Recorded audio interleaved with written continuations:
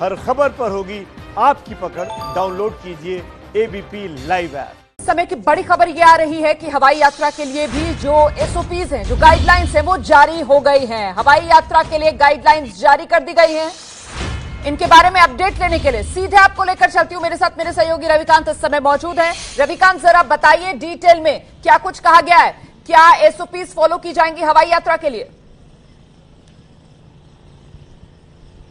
देखिए, airport authority of India ने अपनी एसओपी जारी कर दी है, जिसमें 19 पॉइंट दिए हैं जो डिपार्चर है उसके लिए, और अराइवल के लिए 36 पॉइंट्स दिए गए हैं। इन सबको फॉलो करना होगा। जो खास बातें हैं वो सोशल डिस्टेंसिंग को लेकर ही है, जाहिर है, जिसमें ये कहा गया है कि जितने भी कर्मचारी हैं उन सबको कोशिश की जाए कि फेस की शील्ड भी दी जाए, मास्क के अलावा ग्लव्स, मास्क और जो किट्स हैं पीपीई से संबंधित जो संभव है वो दिया जा सके।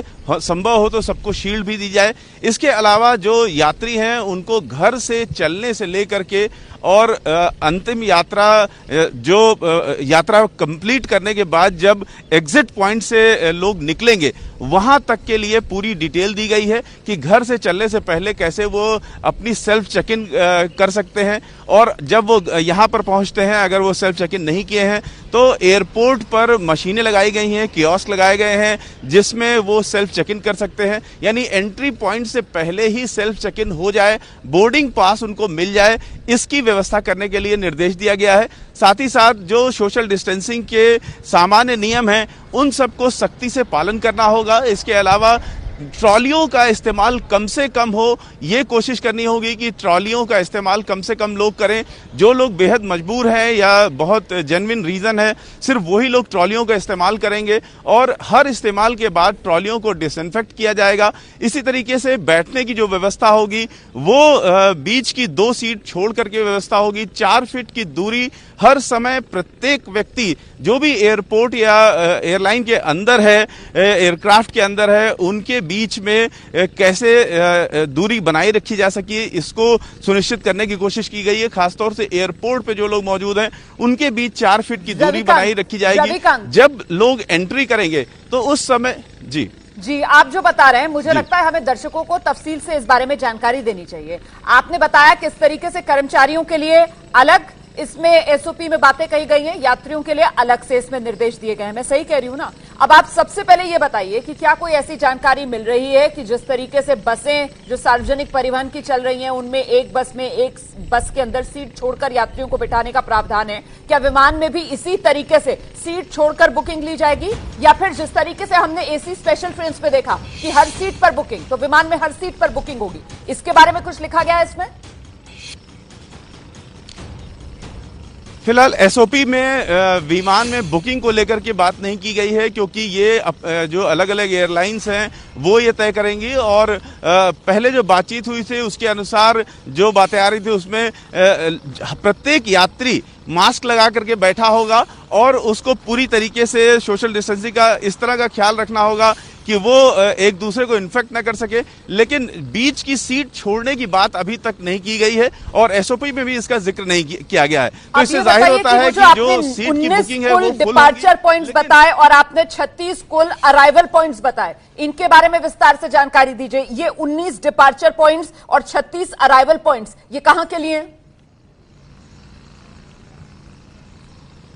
देखिए, जो आप यात्री घर से चलेगा तो पहली रिक्वायरमेंट उसकी ये है कि वो घर से ही कंप्यूटर से चेक इन अपना करके निकले, जो डिटेल्स है वो दे करके वहाँ से निकले। और जब यात्री एयरपोर्ट पहुँचता है तो एयरपोर्ट में यात्रियों के लिए एक कियोस्क बना हुआ है जिसके वो बोर्डिंग पास ले सकते हैं। यानी काफ़ी कुछ काम जो है वो पहले ही खत्म हो चुका होगा। उसके बाद जो सामान उनके हैं ये निर्देश है कि लोग एक ही सामान लेकर के आएं, और जो सामान हैंडबैग है, हैंडबैग ना हो, ये प्रेफरेबली ये कहा गया है कि हैंडबैग ना हो, ये बेहतर होगा। लोग एक ही लगेज लेकर के आएं, एक से अधिक लगेज लेके आएं, और अपने लगेज को टैगिंग करने की सुविधा वहां पर होगी। लोग अपना टैगिंग करके के जो लगेज है वो सीधे बेल्ट पर रखेंगे। यानी कम से कम टच बना रहे, इसकी पूरी कोशिश की जाएगी। इसके साथ ही जब यात्री अंदर जाएंगे तो एक टनल बनाया जाएगा जिससे डिसइंफेक्टिव जो मटेरियल है वो निकलेगा और इस तरीके से स्प्रे यात्रियों पर होगा। जो यात्रियों का बैग है उसको भी डिसइंफेक्ट किया जाएगा और बैठने की जो लॉबी है वहां पर 2 सीट छोड़ करके बैठने के इंतजाम होंगे ज्यादातर एयरपोर्ट पर। इस तरीके से जो सोशल डिस्टेंसिंग के नॉर्म्स हैं उसका बाहर पालन करना होगा। और ट्रॉली के लिए कहा गया है कि ट्रॉली लोग न इस्तेमाल करें तो बेहतर होगा। जो बहुत जरूरी लोग है जिनके लिए वो ट्रॉली का इस्तेमाल करें। हर इस्तेमाल के बाद ट्रॉली को डिसइंफेक्ट किया जाएगा। इसके अलावा जितने भी पॉइंट्स हैं जहां लाइन लगनी है या लाइन लगने की संभावना है उन जगहों पर अतिरिक्त स्टाफ लगाया जाएगा ताकि सोशल डिस्टेंसिंग बिगड़ने न पाए। क्योंकि अक्सर ऐसा होता है कि निर्देश तो दे दिए जाते हैं लेकिन निर्देश का पालन नहीं हो पाता। आप इसके लिए मैं जरा जल्दी से एक बार फिर से दर्शकों के लिए रख देती हूँ बातें। आपने कहा कि हवाई यात्रा कर रहे यात्रियों के लिए बेहतर ये होगा कि वो वेब चेक इन अपने घर से ही कर लें ताकि एयरपोर्ट पर उन्हें किसी तरीके का इंतजार ना करना पड़े लाइन में लगकर अपने बोर्डिंग पास के लिए। दूसरी बात आपने कही कि ट्रॉली का कम से कम इस्तेमाल करें, ये इंकरेजमेंट किया जाएगा यात्रियों को। तीसरी बात यह कि कम सामान लेकर यात्रा की करें अगर आप घरेलू उड़ान में सफर करने की सोच रहे हैं तो। और बड़ी बात यह भी कि कैबिन बैगेज जो है उसको आप कह रहे हैं कि शायद परमिशन ना मिले, जो भी आप सामान है वो आपको चेक इन करना पड़े, केबिन बैगेज में आपको उसको ले जाने की इजाजत ना हो। अब मैं आपसे जानना चाहती हूं जो आपने सबसे पहले कहा था कि 19 कुल पॉइंट्स डिपार्चर के, 36 कुल पॉइंट्स अराइवल के, इसका मतलब समझाइए, ये क्या सिर्फ दिल्ली एयरपोर्ट के लिए है? देखिए, नहीं, जितने भी अलग अलग एयरपोर्ट अलग अलग अथॉरिटी के अंतर्गत होते हैं, जैसे जीएमआर के अंडर में आता है दिल्ली एयरपोर्ट। जीएमआर ने अभी अपनी एसओपी जारी नहीं की है। जो बाकी देश के एयरपोर्ट हैं उनमें से अधिकांश एयरपोर्ट जिनमें एयरपोर्ट अथॉरिटी ऑफ इंडिया का नियम लागू होता है उन सभी एयरपोर्ट पर ये लागू होगा। खासतौर से जो डिपार्चर के पॉइंट बताए गए हैं उससे पहले जो एयरलाइन के अंदर यानी एयरक्राफ्ट के अंदर जो लोग मौजूद होंगे उनके हर स्थिति को एक्सप्लेन किया गया है। उसमें यह कहा गया है कि जो लोग ऊपर जाएंगे वो एक साथ लाइन लगा करके सारे लोग नहीं जाएंगे बल्कि बैचेस में ऊपर भेजा जाएगा। कुछ कुछ लोगों का बैच बनाया जाएगा, उसको एक बार भेजा जाएगा, फिर दूसरे बैच को भेजा जाएगा। इसी तरीके से जब वो उतरेंगे तो उनके लिए अलग अलग बैच निर्धारित किया जाएगा, धीरे धीरे करके उतारा जाएगा। चढ़ते समय उतरते समय जो लैडर लगाई जाएगी उसको हर बार हर यूज के बाद डिसइंफेक्ट किया जाएगा।